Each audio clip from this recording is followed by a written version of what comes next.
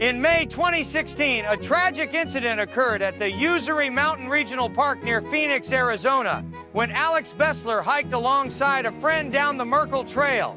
Just before 9 a.m. and without any warning, a swarm of bees came out of nowhere and started attacking the two.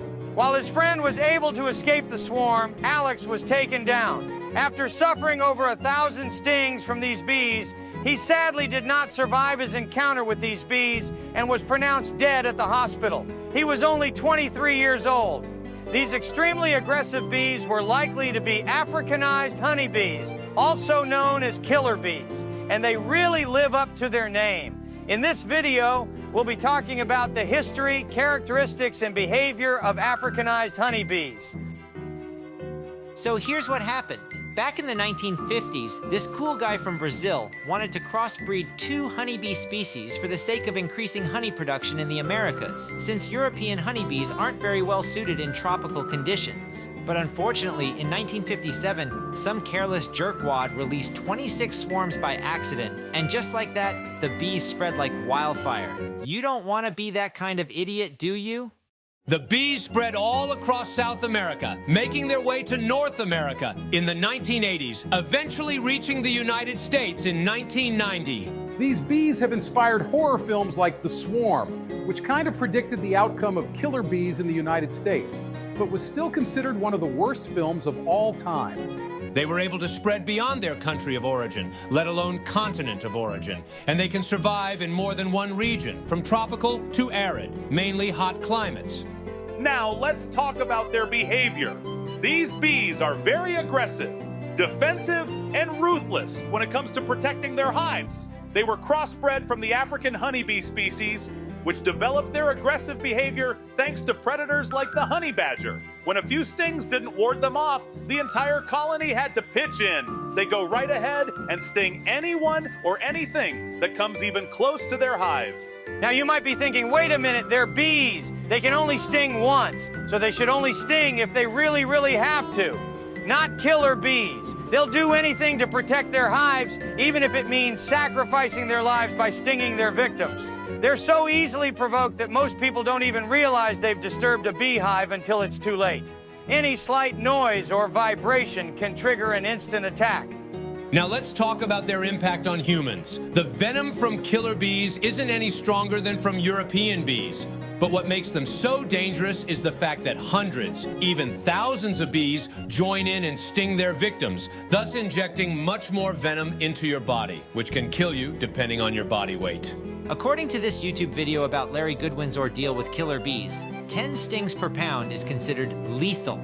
So if you weighed 100 pounds, it would take around 1,000 stings to kill you. And if you weighed 7 pounds, like a newborn child, it would only take around 70 stings to kill you. Not like you'd leave your infant child near a beehive and watch it get stung by bees, would you? God, I hope not. But if you were allergic to bees, it would only take less than half the number of stings per weight to kill you. But regardless of how much you weigh or whether you're allergic or not, each hive of killer bees contains an average of around 60,000 bees. Some hives have over 100,000 bees. Insane, right? So even if you weighed 1,000 pounds, you would very likely not survive a killer bee attack. As if getting stung by one bee isn't painful enough, imagine having thousands of bees sting you. How do you think your body would react to this? Since their accidental spread, over 1,000 people have succumbed to their stings. And not just humans, but also large animals like horses, and even beloved house pets couldn't survive their attacks. In 2017, a family from Florida had no choice but to watch their dog, Delilah, die from a killer bee attack. The same thing happened in California last year with 2-year-old Chance. Besides Florida and California, Arizona is a very likely place for you to encounter a bee attack. By the early 2000s, the entire state was taken over by killer bees. According to a YouTube video from 2015, up to 5 million killer beehives are established in Arizona, and with at least 60,000 bees per hive, that equals at least 300 billion killer bees in Arizona alone.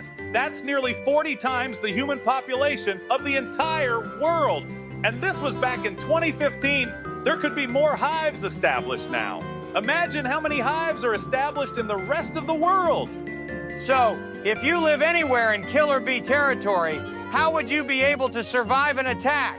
The best advice is to keep a sharp eye out for any beehives and stay as far away from one as you can. It's hard to tell from a distance if a bee is Africanized, so just stay away from any beehive you see. If you find yourself getting stung, get to a nearby shelter as quickly as possible. Cover your face with your shirt if you can see through it, or with your hands, leaving a tiny gap between your fingers so that you can see in front of you. The bee's main target is your face. They want you dead as fast as possible. And they have the tendency to crawl into dark spaces and sting in those areas. This can include your nose, mouth, ears, even your eyes. That's why people duct tape their bee suits before dealing with killer bees. If the stings don't kill you, the bees can still suffocate you by crawling into all of your face holes. Don't swat at the bees, as this will only agitate them more. And forget about jumping into the water. They won't just pass by, they'll wait above the surface for you to emerge. Once a bee stings you and releases pheromones that can be sensed for at least a mile away, their target is locked on you. Just keep running. The bees will only chase you for up to a mile away from their hive. Once you're in a sheltered area, remove the stingers by scraping them out. It's important to learn about the nature of these bees, including their behavior and interactions with humans, so that you can stay safe and live happily.